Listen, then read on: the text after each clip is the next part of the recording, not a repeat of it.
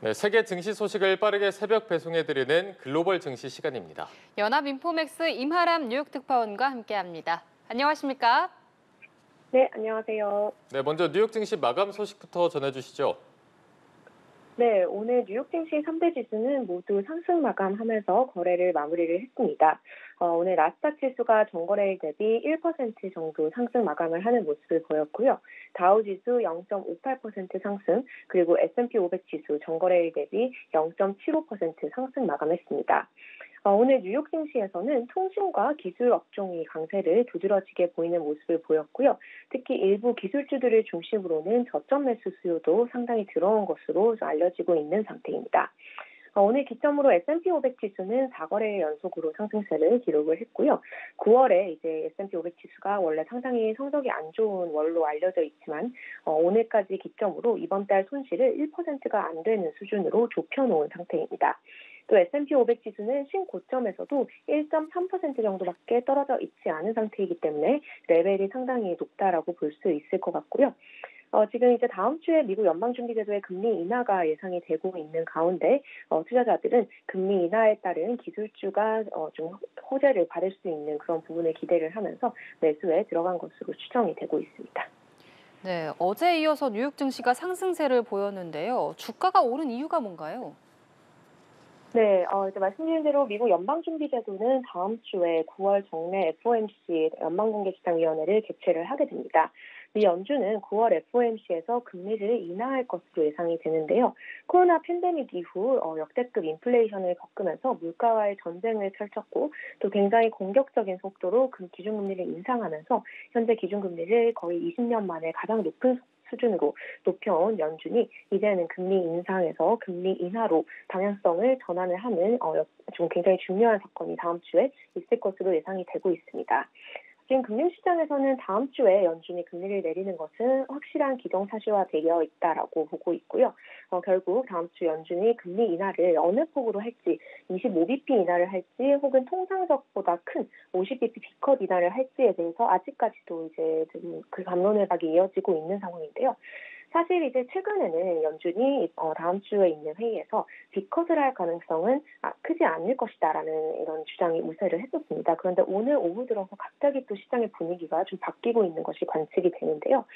지금 미국 일간 월스트리트 저널의 닉 티밀하우스라는 기자가 연준이 50bp 인하를 이번 다음 주 회의에서 검토할 수도 있다라는 점을 우회적으로 전했습니다.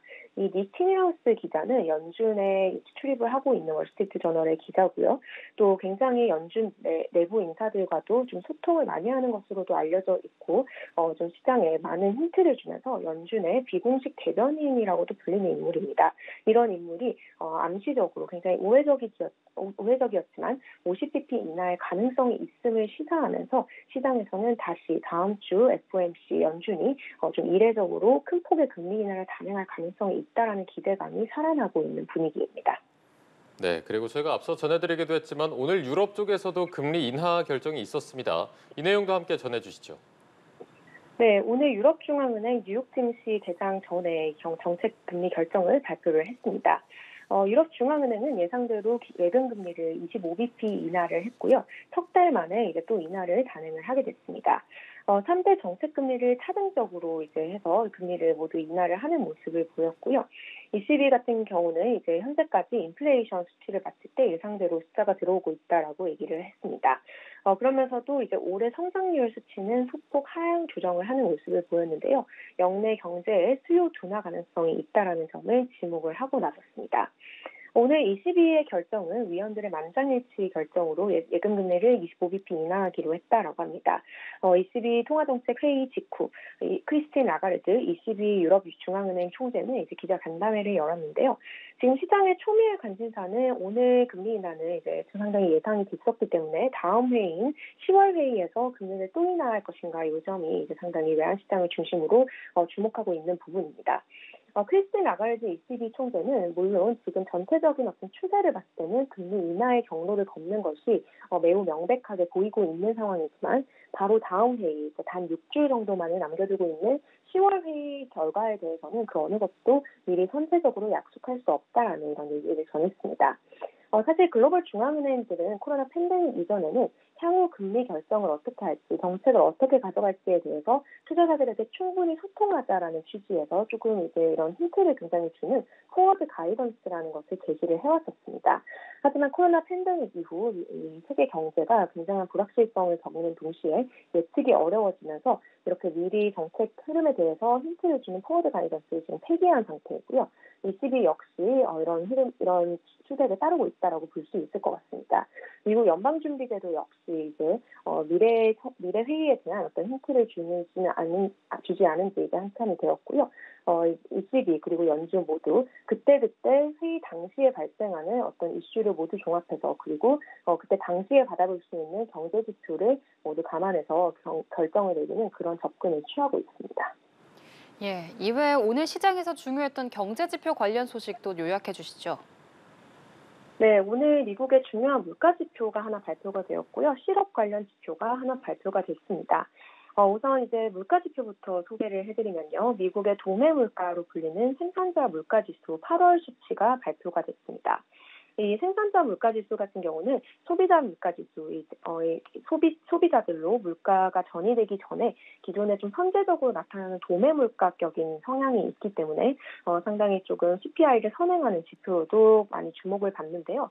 8월 PPI 같은 경우는 이제 전월 대비 0.2% 상승을 하면서 시장의 예상치를 소폭 웃돌았지만 연간으로 이 도매 물가가 오른 폭이 올해 2월 이후 가장 낮은 수준으로 보였고 또 2% 아래로 떨어지면서 투자자들에게는 인플레이션은 이제 어느 정도 잡혔다라는 점을 더욱더 확인을 시켜주는 계기가 됐습니다.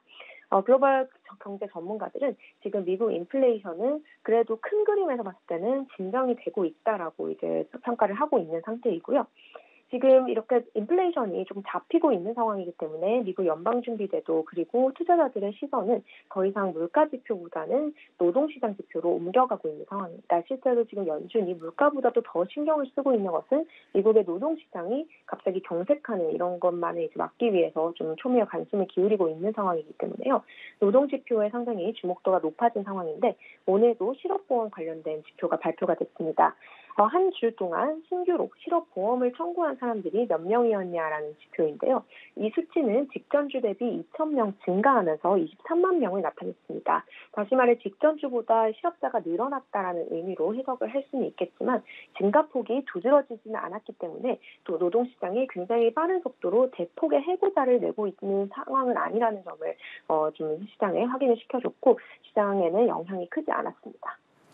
네, 글로벌 증시 알아봤고요. 지금까지 연합인포맥스 임하람 뉴욕 특파원과 함께했습니다.